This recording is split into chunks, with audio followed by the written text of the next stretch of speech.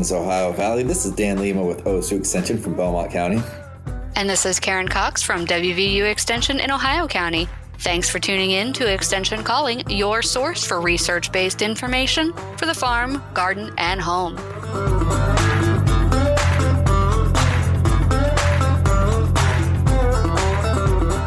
Greetings, Karen. Hey, Dan. We're back again. Cool fall days. Another day, another invasive. No invasives today. I've had my fill. I've had my fill of invasives, you know? Yeah, let's talk about a bug that people seem to actually like, especially every youth around this area. I think that pretty much all of us who at least have had a yard have gone out to catch fireflies in the summertime. And so as fall approaches, we're getting a lot of leaf litter, and we want to talk about what you should do with that leaf litter and how your actions can affect the cycle of the firefly. Yeah, well, I don't know about fall approaching, but fall kind of smacked me in the face really hard already. Like, if you can't tell, I'm a little congested, and it's always, the leaves fall. Somehow the rain likes to pick up a little bit, even though it's not like traditionally very wet in September, October. I feel like precipitation does increase, considering August. And so when the leaves start falling and then the rain starts getting there and then you get that mold, allergies respond very quickly and very intensely. Actually, the smell that's in the woods in the fall that I so love is actually put off by the mold on the leaves. And so some people have a tougher time with it. There are people that have some pretty hefty allergies, and you're one of them, Dan. I'm sorry. Yeah. I was going to say, like, they probably sound like me. And honestly, this is me on a good day. Oh, goodness. Yeah, I did a class up at the local university, and we just did a little walk around the campus talking about urban forestry. And, I asked the students, I'm like, does anyone here not like to be outside? And one person raised their hand and they're like, I have severe allergies. I hate being outside. So, I think my two biggest nemesis are leaves that fall and mold. But here's the other one, pine pollen. That's a heavy duty one. Yeah. Like when we're talking like early May, when those pine trees are like making your car yellow. Oh, that's a doozy. Yeah. Yeah. And so, but if you don't have a severe allergy to the mold that grows on leaves, perhaps one of the things you could do this fall a little bit differently is to not rake the leaves. So, and one of the reasons that we're suggesting this is it's the whole circle of nutrients, and the leaves fall and they decay into the ground. All the microorganisms eat them and pull them back into the ground, and it goes back to feed the tree roots. And then it grows new leaves, and then they fall again. And when we rake the leaves, we disrupt that cycle of nutrients and take away nutrients, which means that sometimes we need to put something back into the soil. So if you are raking your leaves on a regular basis and not allowing them to decompose into your lawn, you're going to need to fertilize that lawn and fertilize your trees. But you could also, if you don't want the leaves just smothering out all of the sunshine so that your grass dies, you can mow them or mulch them into your lawn. So you get a mulching lawnmower and just mow over the leaves. So you cut them up into smaller pieces and they'll decompose more quickly. Right. And by mulching lawnmower, you just mean like removing the bag, right? I feel like most lawn mowers are mulching lawn mowers, right? These days, yeah. Yeah. I mean, it's not, you don't have to go out and buy a new lawnmower per se, maybe, but most things tend to mulch pretty good. Yeah, most lawnmowers today have a mulching option where you can take the bag off, a little side door closes, and it will just stir the leaves up longer as you mow and recirculate them through to cut them up smaller. And so that is another option to return those nutrients back to your lawn so you don't have to go buy fertilizer or spend your time spreading the fertilizer, right? So it kind of balances out that nutrient cycle. But let's touch on, what nutrients are there, because I think it's an interesting cycle that happens in a tree. And because I'm going to talk about trees, I think Karen's going to allow me to do this. But we have green leaves, right? And then this is in the summer, not right now. In the summer, the leaves are green. They're green because of chlorophyll, and chlorophyll has nitrogen. What we find is the plant will actually kind of take back some of that nitrogen and store it again. They won't just drop the nitrogen because nitrogen's expensive. It's good stuff. Mm-hmm. What you'll find a lot in leaf litter, it's mainly carbon. I'm not saying that's the only thing in there, but it's mainly organic matter, and that breaks down. But organic matter is very good because organic matter does allow for the nutrients to stay in place, the capture of nutrients. It also allows for a lot of microbes like bacteria and fungi to then make mycorrhizae and make better, healthier soils in general. So, the leaves aren't going to be the best source of nutrients, but they are important. And, it's better to mulch and put that organic matter back in than just to throw it away from everything. But there's other uses for it. It's a great product to compost. It produces a very good texture when composted, and there's plenty of material there. You might have to add some more greens to it, though. Things like manures to get it to really work very well. But you can get some really nice compost from leaves. Yeah, you can. And I am going to advocate, instead of having it in an active compost pile where you're turning it and adding nitrogen and greens to it, that you just take your leaves and you pile them on top of your garden and leave them whole. And the reason for that is that leaf pile can then harbor the larvae of fireflies. So you may or may not have noticed a decrease in the amount of fireflies in the area. One of the reasons that fireflies are decreasing is because we do a really great job of collecting all of our leaves and shipping them off to a compost facility, or unfortunately for a lot of places, to the landfill. And this is just a really unfortunate thing because firefly larvae spend the bulk of their lives in leaf litter. So they like to live where it's nice and moist. So in those areas, they are hanging out for, almost 2 years. And while they're in that leaf litter, guess what they're eating? They're eating all of those things that want to eat your crops. They love to eat slugs and snails. And so if you have a slug problem, you need more fireflies. And so you need to really think about, when you're taking those leaves off of your lawn or off of your neighbor's lawn, what are you going to do with them? And how can we pile them on our gardens so that we can maintain that healthy nutrient cycle, but also provide that wildlife habitat to keep our predatory insects healthy and happy? I guess you're right. I have seen some fireflies this year, but I just remember seeing more of them as a kid, but I did not know that life cycle. That's very interesting. Yeah, I thought it was too. And that's one of the reasons I wanted to talk about it today. They're, let me tell you, the larvae, if you have a chance, look it up online. The larvae of a firefly is really creepy looking. It's like a sow bug or a roly-poly that's been smooshed out a little bit. And it's got these weird little legs and this little tiny head that sticks out front. And it's really kind of creepy looking. But hey, if they're going to eat my slugs, I am all over that because I have way too many slugs in my life. No, yeah. One slug is more than enough slugs in your life. It's in my life as well. They do play an important ecological role too. They have that slime helps to bind the heads of your soil together and give you good soil structure. But, there's a limit. They're like my number one predator against sunflowers. They're just, they love to just devastate the little newly emerged.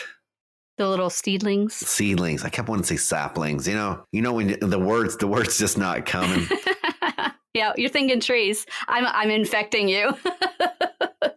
But I guess, going back to the fireflies, that makes a lot of sense because you go camping, in camping, I've never been to a campsite that doesn't have trees. Mm-hmm. And I've never been to a campsite that doesn't have leaves on the ground. Yep. And, you go in an environment like that, and you see so many fireflies. And, now that I'm thinking about it, I don't ever remember slug issues at a campground but I've also seen a lot of fireflies, Yeah. So. But yeah, so when you're looking at your garden and you're raking up your leaves, you're layering them in your garden, you don't want it to be too thick. They will decompose down a significant amount. You could make a 4-foot pile and it's going to be down to 1 foot by spring. But in order to help your firefly population, you can't till those leaves in the spring. And that's where a lot of people switch up and they start going back like, oh, well, my soil is not bare, so I can't put plants in it. But that's absolutely not true. Use those leaves that have been sitting on there all fall as mulch and just spread them apart a little bit and put your plants in the rows in between that mulch. So leave it on the ground and let them continue to decompose over the next year. So that way the larvae have the time to complete that 2-year life cycle. And if we can do this on just our garden areas, we're really going to increase the amount of fireflies that we have in our areas. And of course, help improve our slug control. And honestly, you're not leaving the soil bare, which bare soil is probably, the worst thing you can do as a gardener. I guess next to putting salt on everything, but bare soil, just, erosion, wind, water, it's just, you're going to lose so much. It takes so long to build up things, and things build from the top down. And the first thing that goes is really the best thing that's there. So never leave your soil bare. Mm-hmm. And leaves are a wonderful way to do that. That's absolutely right. You just put the leaves on there. They'll get wet. They'll start locking in. You'll get like a heavy mat, almost like a tarp. Yeah, you will. And you're right. It'll decompose in there slowly throughout the winter. You won't lose a lot of soil. If you get a lot of winds, you might lose some leaves. Yeah. But it is a great option, especially, if you are gardening in an area and there are some trees in there, just leave the leaves on top of it, or even throw leaves on top of it. Or even, you can use leaves to mulch for a mulch ring around trees too. That's just like it's supposed to be there. Trees want that high moisture environment around their root system. And so raking them up towards the tree, again, just like regular mulch, you don't want to pile it against the trunk and you don't want it to get too deep. So 2 to 3 inches around a tree. But it really can make a difference on the health of your plants, the health of your soil, and on the health of fireflies. So before we get back to composting, because I know Dan is itching to talk about composting leaves, but no, I like this. No, but honestly, you're talking about putting leaves around the trees. Let's put leaves around your gardens as well, like your hydrangeas. There are plants that have sensitive roots. They can die if the winter's too severe because the root dies. Figs, like hardy fig trees, those are very sensitive to the cold, even though they grow in plant hardiness zone 5 or up to 5. I think we're in 6. 6A. All right, that's what I meant. They grow. The Chicago hardy fig will grow in growing zone 6, but it does have a sensitive root, so you got to protect that stuff. Leaf litter is a great way to protect roots of sensitive plants. Yeah. Hydrangeas. Roses. Oh, yeah, roses. And roses are a great one because as those leaves decompose, they'll also acidify a little bit. A little bit. And that's not a bad thing either because a lot of those plants do like it slightly acidic. And whatever the case is, soil testing is the best thing to do. But for roses and for hydrangeas, a little bit of acid isn't going to hurt anything. It might even help things along, depending on, how much time you're using. And how much you're using, yeah. And, if you get it off in the spring and time. My mom used to always bury her roses, and there was always, okay, when do we uncover the roses from the leaves? Because you don't get that hard freeze, but you also don't smother them when they're starting to sprout leaves. And so there is a balance on that one. But if you have it just covering the root system, you don't have that issue as much. And I have seen that. I have seen people put chicken wire around roses, like rose canes, and just fill them with leaves. Nature's blanket. It It really is, and that's kind of what it was designed for. When you think about the grand scheme of a forest environment, it was designed for that continual nutrient cycling and maintaining the humidity levels at the proper balances. And so it's this really cool interactive process that we completely and totally disrupt every year. So I wanted to say this before we go down more leaf things. I wanted to say that another thing you can do for fireflies is to mow your grass higher. And honestly, this is going to keep your lawn healthier too, because you want it at like 3.5, 4 inches. And that's going to be better for your fireflies. And it's also going to be better for your lawn. So you want to mow it so that you're never taking off more than 1/3 of the grass blade at a time. So of course, that's going to change how often you mow based on the growing season. If it's growing super fast, you're going to be mowing more often. If it's growing really slow, like in the fall, then you don't need it as much. In this year, we really saw a difference in mowing heights. I mean, whether you think you did or not, you did. Like, we had some droughts. We had some periods of dryness this summer, even early in the fall.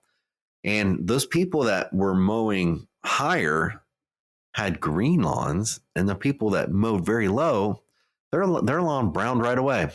Just mowing higher is just a good practice anyway. Not only for the fireflies, but just good lawn maintenance. It looks better.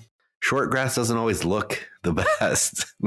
Agreed. Yeah. Especially depending on the type of grass you have. If you have like a fine fescue that's more sensitive to drought, then you definitely want to cut that higher. So to know if you have fine fescue, if you have a shade lawn, then you have fine fescue, because that's pretty much the standard go-to shady area lawn species. And fine fescue does very fine around here. That's why they call it fine fescue. So fine. So fine. No, it does well here. It really does. When I see it in blends, it tends to do better. It's a nice grass. It is, yeah. And yeah, blends, I'm always big fan of mixing up your species diversity. But also, if you wanted to add some native grass species into your lawn, I know a lot of people have those fancy ornamental grasses. We have some pretty fancy native ornamental grasses. So going with like a big blue stem or something like that, something that has a little bit of height to it that can give you that same look, but it's a native grass. And so therefore our native insects and our native animals are more able to utilize it as habitat. Yeah, but warm season grass management, you gotta, it's tough though, Karen. Like, you have to mow high, and it tends to get smothered out, like in a lawn situation. I'm talking about using it in a little point, a little place as a taller grass to, for an ornamental purpose. It makes, people talk, what I don't see a lot of, and, I don't understand why, but ornamental grasses as windbreaks, they work very well. Yeah. Not as well as trees, but if you don't have if you can't put 20 feet in between your trees and your thing you're trying to break the wind from, it's not going to help. So go for that shorter thing and be just fine. Yeah, I guess it's not going to be there. Well, it can be there. It's there in the wintertime, right when people usually want the windbreak. Yeah, that's true. So it's another thought. It's a quick windbreak. And talk about some privacy, trying to look through that material. But stick with your native ornamentals, because some of those ornamental grasses are fairly invasive. So do try to do your homework and find out if the grass you're wanting to buy is going to cause a problem down the road. But other things you can do to protect your fireflies are, we talk about home security lights, and they can actually cause a significant amount of harm for our native insect populations, and especially our predatory insect populations. So when you have outdoor security lights, invest in motion sensors, because that will turn the light off. It's going to save energy, save you your electric bill, right? But it's also going to help reduce the problems associated with late night lighting and insect populations. If it's too bright, fireflies can't really see the flashes of their mates, because that's the flashing light is saying, hey, honey, how you looking? Or, you look good tonight. They're trying to attract a mate, and that's why they flash. So if you have floodlights that are on all the time, you're not going to have a whole lot of firefly mating happening in your yard. So get a motion sensor so that they automatically turn off, and also try to go for a yellow light. A yellow light bulb can help to reduce most insect impacts, but yellow lights aren't a foolproof way to protect all insects and all birds and all things like that, but they will help, right? So they're going to help more of the insects. And, those of you who have those bug zappers, I want you to know that they kill more dragonflies than mosquitoes, and dragonflies love to eat mosquitoes. So if you have a bug zapper light, recognize you're killing your predators more than the prey, and there are better options available for that. Well, and if you have a light that's on at night, lightning bugs, fireflies. So outside that realm, even if you think about how we see a lot of insects in the evening, right? The way they navigate is they take the brightest object that's out, which in nature would normally be the moon, right? What they'll do is they'll find that bright object and they'll navigate with it. So they'll keep it at a specific angle as they move, right? So what happens when you turn on a light all night is you have another object that's brighter than the moon, and the insect gets confused. And then what it'll do is it'll go towards it. If it's the moon, it never reaches the moon and it's able to navigate long distance. But if it's a porch light, it will get there. Mm-hmm. And once it gets there, they'll maintain that angle and they'll start going in circles, right? So that's why you get all those insects. Yep. Just circling the light, smashing into it, because normally that moon, it never reaches the moon. So it's not a thing. But you're also going to attract a lot of bugs, and it's going to bring a lot of mess, and it's going to have a lot of spider webs because the spiders are going to be like, jackpot. So it makes a mess too. You don't want that. Yeah, so try to reduce the amount of time your exterior lights are on, and also try to get a yellow light for your exterior lights. A yellow light bulb, an LED will work fine. Just a yellowish color has been shown to help for most insects. But okay, so we started off talking about leaves, and let's get back to leaves for a little bit. Some of the safety precautions you should recognize with leaves is that if you're raking your leaves into the street, then that's going to cause a very serious safety hazard for motorcycles. And so you need to be very cautious if you're doing that, if your city's collection focuses around being on the street in a pile. So make sure your piles are neat and tight, so that way you are not allowing those leaves to spread across the roadway, which can cause that slipping hazard for motorcycles.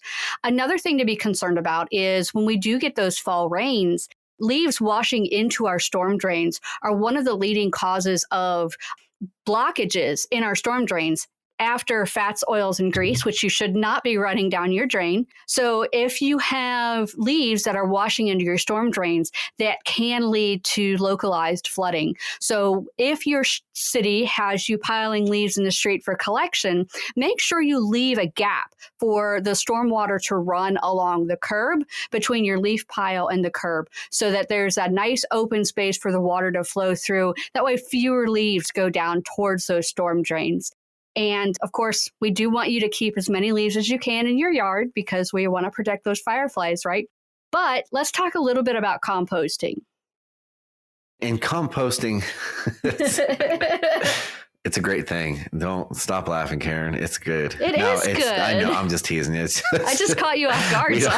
You did. Composting is a wonderful way to add organic matter and add soil structure to your garden. So when we talk about composting, we talk about greens, things like kitchen scraps, coffee grounds, fresh grass clippings, livestock manure can be another source of greens. The greens are going to add your phosphorus, your potassium, some of those nutrients, some nitrogen as well. And then you're going to have your browns, your things like leaves, your cardboards, your straw, your ash, your sawdust, your hair trimmings is on my list too, which that's fine. Hey, it's protein. But you get that mixture and it's going to start breaking down. You're going to get a lot of organic matter. You don't want a lot of fresh greens in a garden right away. You want it composted because you want it to kind of go through a breakdown cycle. You're going to have microbes in there. You need oxygen. You need water. It'll break it down. And soil structure is one of the most vital things that we don't talk about, that we don't typically see well, like in a soil test. You test for nutrients and you have your nitrogen, your phosphorus, your potassium, your calcium, and you have your magnesium, everything. But that structure isn't always represented well. But compost is a wonderful structure that will hold together, will add life to the soil, and will allow for drainage, will allow for hopefully less leaching of the nutrients that the plants need. And what you'll find is, composting things like your greens and your browns, leaves being one of them, is just a great way that you're able to utilize some of that captured carbon and put it back and amend things with it and have really good success. Like if you have a raised bed, you need to have a compost pile. With your kitchen scraps and stuff like that, you eat a piece of fruit, you can throw the core in there. Who doesn't have lettuce that goes bad? You just throw it in the compost bin and you're able to recapture a lot of those nutrients and a lot of that carbon that's going to be there. I personally don't like to put salty things. If you're talking about like kitchen scraps and stuff, if you've salted the food, I do not put it into the compost. I've heard it different ways, but you definitely don't want to put like meats and things like that in there, because that will attract predators and it'll attract rodents and things. That's not what you want in a compost pile, because it'll smell bad. But, as far as like fresh material, those are the kind of things I like to compost and then add them to a raised bed. Of course, you're going to have some foresight in there. It's like next year, possibly the year after, but it will pay in the long run. Yep. And you don't need a big space to compost. You can compost in an apartment. It just takes a little bit more intensive management. And so if you have questions about composting, about lawn health, or about fireflies, please reach out to your extension service and ask. That's what we're here for. We're here to answer your questions. And we thank you all for listening. Thanks for listening to Extension Calling. This show is a collaboration between OSU Belmont County Extension Educator Dan Lima and WVU Ohio County Extension Agent Karen Cox. If you'd like a transcript of this show, contact us at the office. Also, let us know if you enjoy the show by ranking us on your podcast app.